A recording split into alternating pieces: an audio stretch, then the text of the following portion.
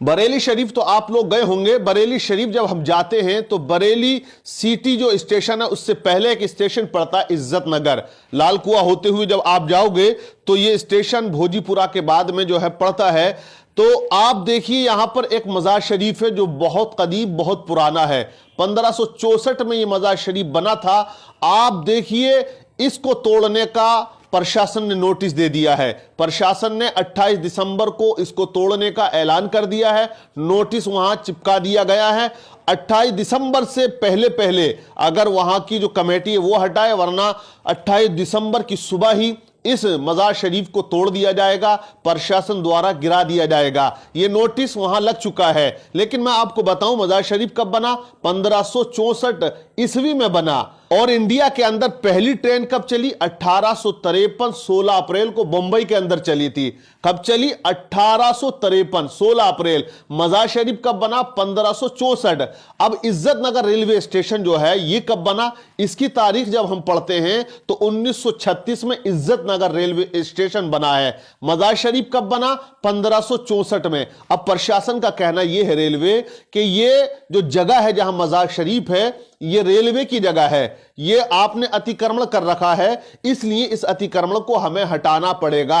अब आप अंदाजा लगा सकते हैं कि जो चीज पहले आती है और जो चीज पहले जहां बनती है बुनियादी तौर से वो चीज उसी के अंडर में आया करती है। यहां जब रेलवे स्टेशन नहीं था, पटरी नहीं थी, यहां आबादी नहीं थी, बस्ती नहीं थी, तब एक अल्लाह के बरगुजीदा बंदे का मजार शरीफ यहां पर तामीर हुआ, बनाया गया और जो है उसके बाद एक तारीख रही है। तो फिर कैसे प्रशासन उसको हटाने की बात करता है? यह अलग बात है कि प्रशासन पावरफुल होता है, हुकूमत पावरफुल होती है, लेकिन यह मजार शरीफ वो है कि जहां हिंदू, मुस्लिम, सिख, ईसाई सभी मजहब के लोग आते हैं अपनी अपनी मुरादें लेकर। रेलवे कर्मचारी हो वो सुबह सुबह वहां जो है सलाम कर कर जाते हैं। हिंदू लोग भी आते हैं, बहुत से हिंदुओं ने वहां आकर इस बात का जो है एहतजाज भी किया है कि यह काम गवर्नमेंट गलत कर रही है, रेलवे प्रशासन गलत कर रहा है।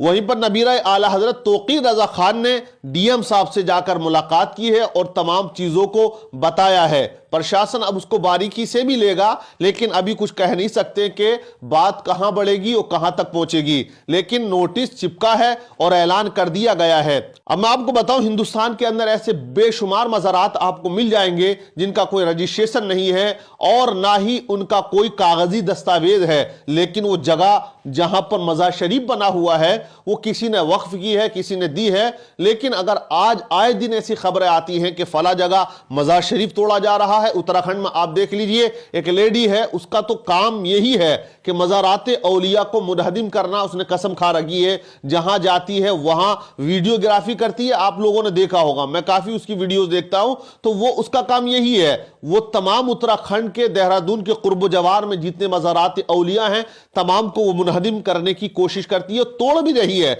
बहुत से मज़ारातों को उसने तुड़वा भी दिया है, प्रशासन की मदद से वो दिखाती है। क्योंकि देखिए मुसलमान इस बात में बहुत ज्यादा कमजोर है, वो इस तरफ कभी तवज्जो नहीं देता। मजार शरीफ पर जो बैठते हैं मुजाबिर लोग, वो पढ़े लिखे तो होते नहीं है, ज्यादातर उनमें जोहला होते हैं, यानी कि अनपढ़ गवार होते हैं, उनको पता नहीं है। आपने देखा होगा भी एक वीडियो वायरल हो रही थी कि मजार शरीफ पर बैठने वाले जो साहिब सज्जादा कहला रहे थे, वो कह रहे कि मैं यहाँ का मुजाबिर हूं, यहाँ बैठता हूं, मैं देखभाल करता हूं। जब उनसे सना सुनी जाती है ना तो वो सना नहीं पढ़ पाए।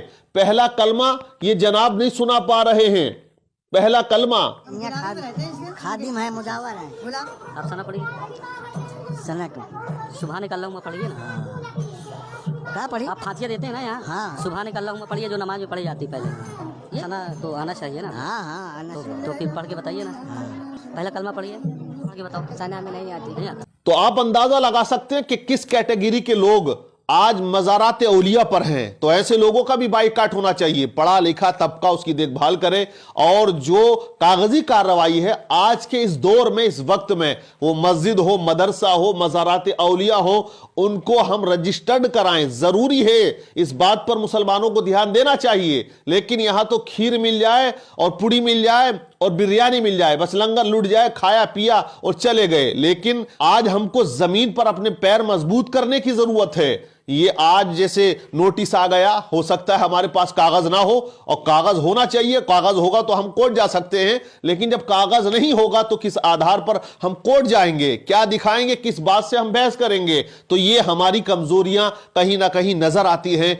इस तरफ जो मज़ारात औलिया की कमेटियां बनी हुई हैं, मैं गुजारिश करूंगा कि ध्यान दिया जाए और इन चीजों को बारीकी से आप समझें, और उस मज़ार का या मदरसा हो, मस्जिद हो, तमाम मुसलमानों को रजिस्टर्ड करा देना चाहिए।